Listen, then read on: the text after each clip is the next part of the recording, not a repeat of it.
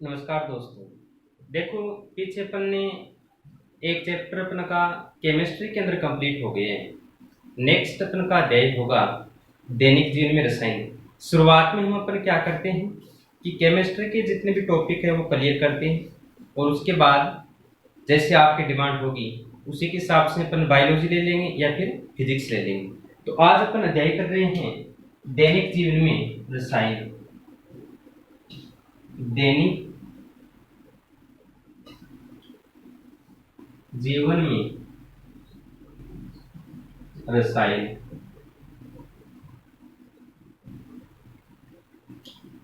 ये क्या है? अपन के अध्याय का नाम है दैनिक जीवन में रसायन। ठीक है।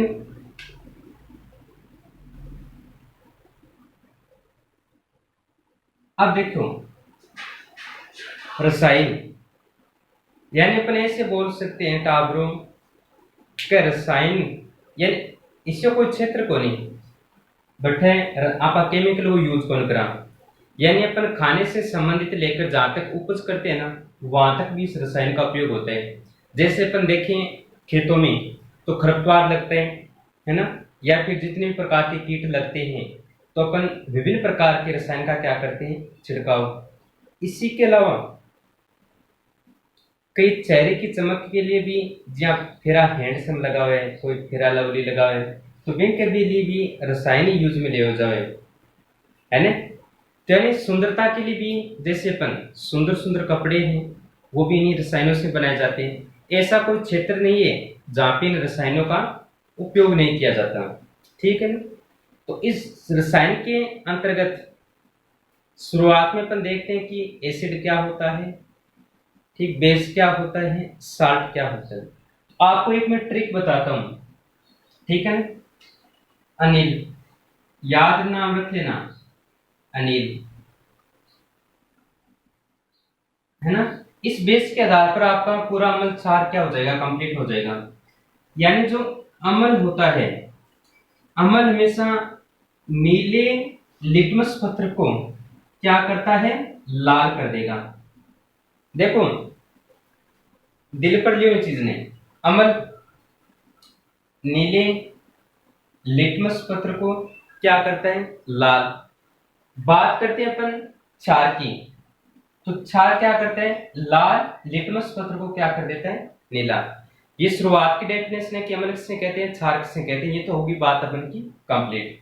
अब अपन उठाते हैं अम्ल के बारे में विस्तार पूर्वक, और इसी के साथ आगे अपन क्षार के बारे में देखेंगे।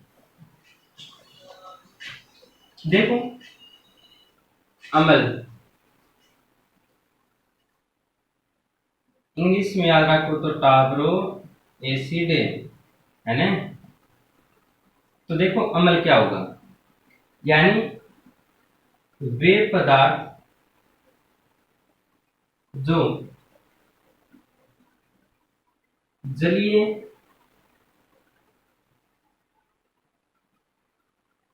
विलयन में H+ आयन देते हैं क्या कहलाते हैं, अम्ल कहलाते हैं। ठीक है। एसिड की डेफिनेशन क्या होगी, यानी जिन पदार्थों को अपन क्या करते हैं, पानी में घोलते हैं और घोलने के बाद यदि अपन को H+ आयन देते हैं वो क्या कहलाते हैं, आपके अम्ल। जैसे उदाहरण के तौर पर अपन देखें, जैसे HCl, इसे अपन क्या बोलते हैं, हाइड्रोक्लोरिक अम्ल। ठीक है ना। तो इसको यदि अपन जल में घोलते हैं तो हाइड्रोजन प्लस और क्लोरीन माइनस। इसी के साथ में अपन देखें ये हो गया आपका हाइड्रोक्लोरिक, नाम भी लिख देता हूं, याद कर देना, हाइड्रोक्लोरिक। दूसरा देखो टाब्रो, अपन 2 नंबर देख से HNO3, इन बोला अपन नाइट्रिक अम्ल। तो नाइट्रिक अम्ल ने जब अपन पानी में घोड़ा ने हाइड्रोजन प्लस हो जी सी और NO3 माइनस। ठीक है। तो यानी जिन पदार्थों देखो पानी में घोल रहे हैं और घोलने के बाद में क्या है, हाइड्रोजन प्लस आयन मिल रहा है ना, और मैंने बोला भी क्या है, जो H प्लस साइन देंगे वो क्या कहलाएंगे, एसिड। ठीक है। अब इसके बाद कुछ एक पदार्थ दिए जाते हैं आपको, वहां से 1 नंबर का क्वेश्चन पूछेगा। जैसे आपको ये दे देगा कि सिरके में कौन सा एसिड पाया जाता है, इसी के साथ आपको पूछ लेगा इमली में कौन सा एसिड पाया जाता है। तो यानी ये कुछ एक उदाहरण देखते हैं अपन। जैसे आप समझो, देखो आराम से देखो, आपने जल्दबाजी की है। जी हाँ टाबरों, जैसे आपको कोई पूछे कि सिरके में कौन सा अम्ल पाया जाता है, सिरके में, तो हमेशा याद रखना यहां से 1 नंबर का क्वेश्चन आ रहा है, एसिटिक अम्ल। ठीक है। आपको पूछे कि इमली में, इमली खाई है ना, पशुओं ने दे दिया, आदमी भी खाए, आदमी तो क्या खाते हैं, जैसे स्त्री वगैरह वो खाती है इमली। किस काम में लेंगे पर इमली में कौन सा पाया जाता है, टार्टरिक अम्ल। इसके अलावा यदि बात करें अपन संतरे की, तो संतरे में कौन सा अम्ल पाया जाता है, एस्कार्बिक अम्ल। इसी के साथ यदि अपन बात करें, संतरे का हो गया चिंटी, चिंटी के डंक में कौन सा है, आपने यहाँ बढ़त को लगा दिए गे करे करे, तो बाकी छोड़ा है अपनी जो त्वचा होती है ना उसमें फॉर्मिक एसिड छोड़ती है, तब यहाँ में एक जलन पैदा कर दे, अपन दड़न दी मार भी दिया ठीक खींच देवा। देखो सिरके में एसिटिक, इमली में टार्टरिक, संतरे में एस्कॉर्बिक और चिंटी में फॉर्मिक एसिड। ये जो आपका चिंटी में कौन सा एसिड पाया जाता है, ये क्वेश्चन आपका 2018 में आ चुका है। ठीक है। तो ये क्वेश्चन आप देख लेना कि चिंटी में कौन सा एसिड पाया।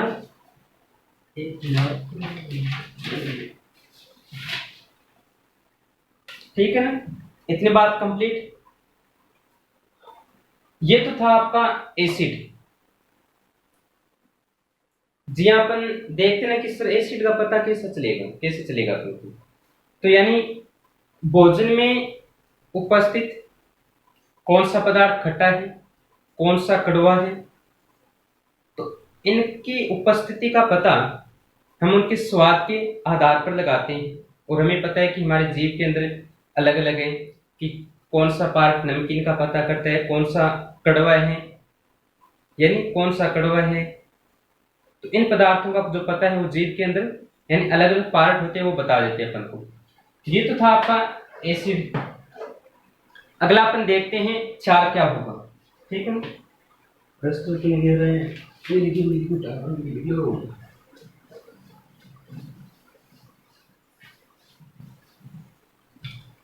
आरलो आप ये पढ़ से क्षार, जखन इंग्लिश में क्या बोला,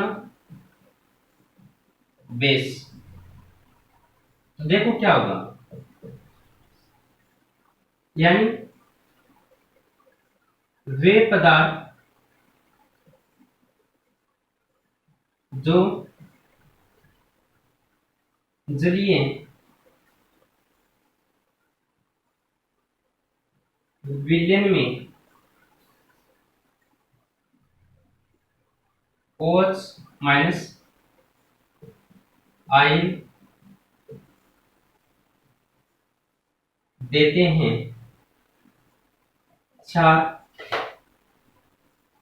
कहलाते हैं। आई क्या बात क्षार की समझ में, क्षार कौन से होंगे, यानी इसका पदार्थ जब आप पानी में घोले बाद में अपन कह देसी हाइड्रोक्साइड आई।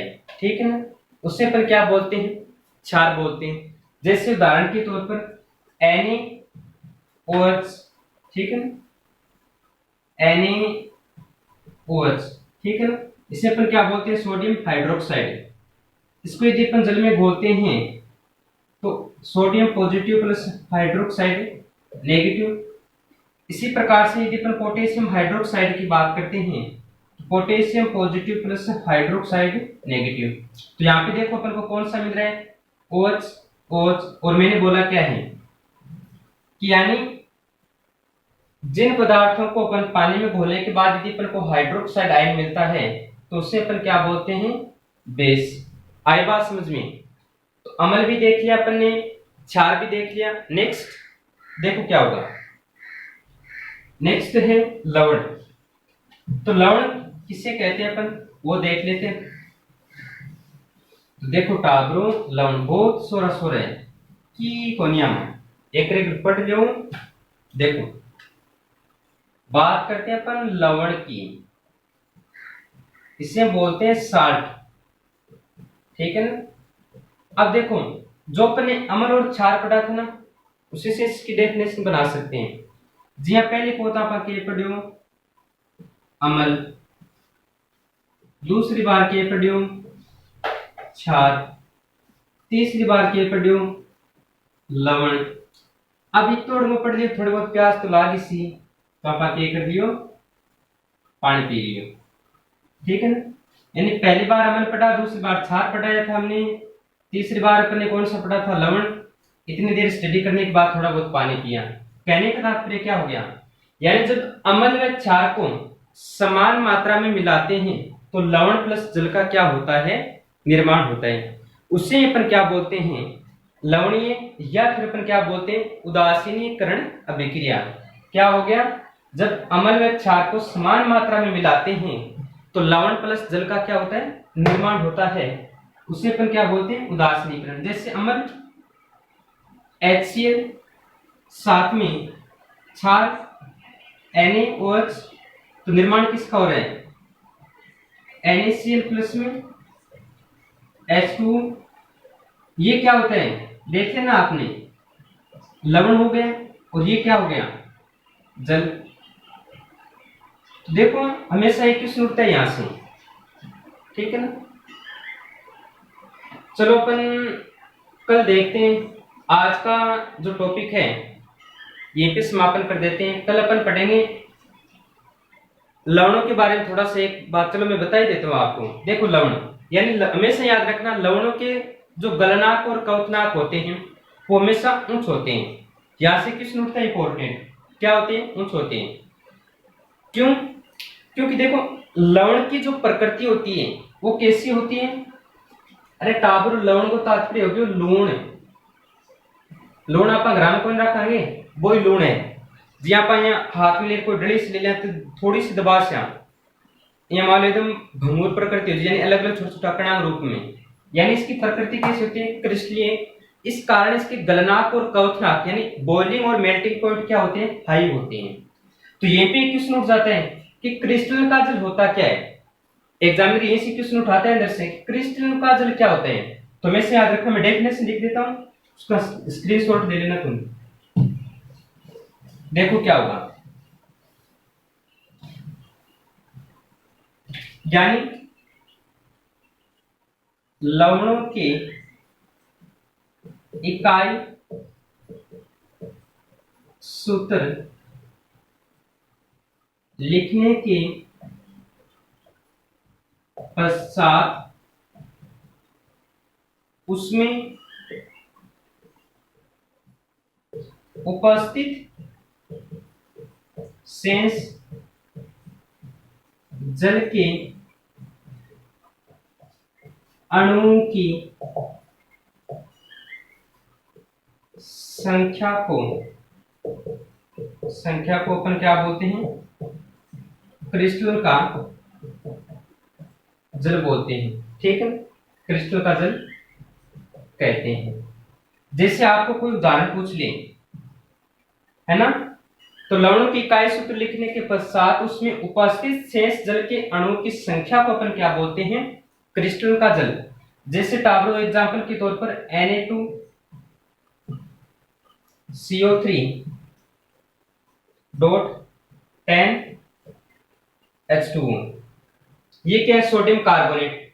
तो अब इसमें आपको साधारण पूछ लिया कि इसमें क्रिस्टल के जल के अणु की संख्या कितनी है, तो कितनी है, 10। दूसरा आपको कोई उदाहरण दे दें, जैसे मान लो